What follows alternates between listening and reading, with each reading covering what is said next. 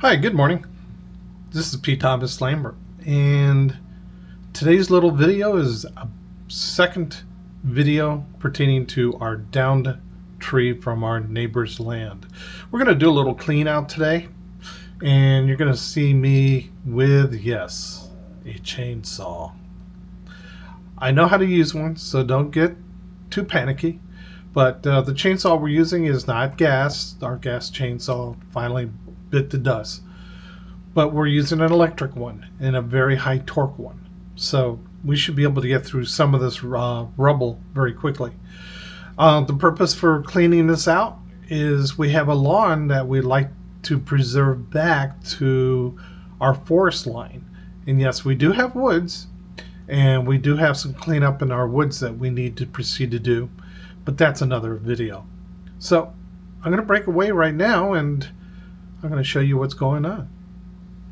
Alright, so the first thing I've got to do is prepare the chainsaw for the task at hand. And yes, I'm wearing a hat because the bugs around here are vicious.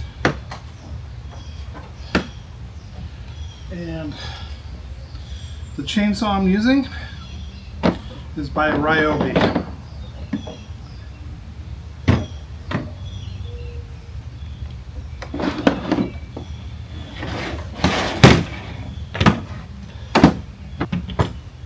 First and foremost, the first thing I need to do is make sure I have plenty of chain oil. Even though I've got a brand new chain on here, I do not want to run this chain. I had to pry it out because it's in there pretty hard. And I'll prise this cover for the chain oil in there. So we're going to add some chain oil. Again, Ryobi. And I'm going to fill it up just to the neck. Okay. That should do it. Yeah, it's kind of gummy-ish. It's thick oil. But trust me, when the chain gets hot, this oil turns very thin. Let's make sure it's locked in. We don't want any chain oil spillage. And let's go to the other side. Other than the battery.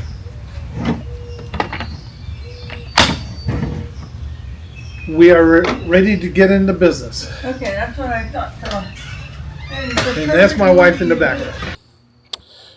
Well, as you can surmise, we've done some work already, but we have a little more work that needs to be finished. And some of that work includes some of these branches that has embedded itself into the ground. And some of these, unfortunately, I'm going to have to use the chainsaw to get rid of.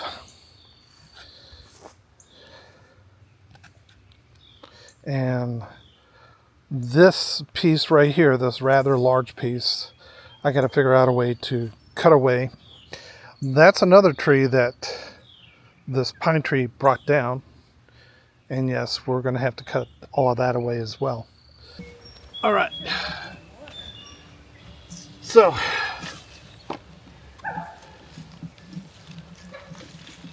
here's our project. We need to cut this and this away so that we have clear access to the lawn. Huh? I'm talking on the video. So that was my wife going, huh. So, the challenge here is that I feel, and I have a suspicion, that we have limbs just like this here stuck into the ground. So, we'll have to deal with those later. So that said, let's see if we can strategically remove these limbs.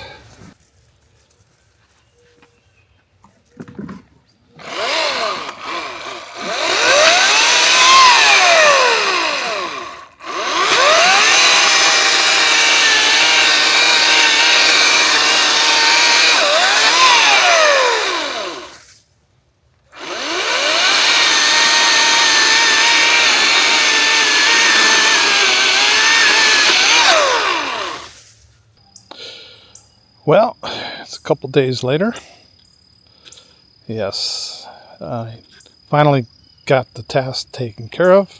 And as you can see, we cleared all the way to the tree line. And at this point, we should be able to try to restore our grass. That the remnants of the tree is pretty much damaged. But the person who does our lawn work says, leave it alone. It'll probably come back on its own. So that said, that's what we're going to do. Oh, and if you're wondering where all of that tree rubble went, my wife, who's a powerful little lady, pulled all that stuff into here. Eventually, I'm going to get a chipper, and we're going to probably chip most of this, although there's some logs in there that I don't think it's safe to burn pine logs, but there's some oak logs in there, and we might see about getting a fire pit and burning those oak logs. That's something down the future.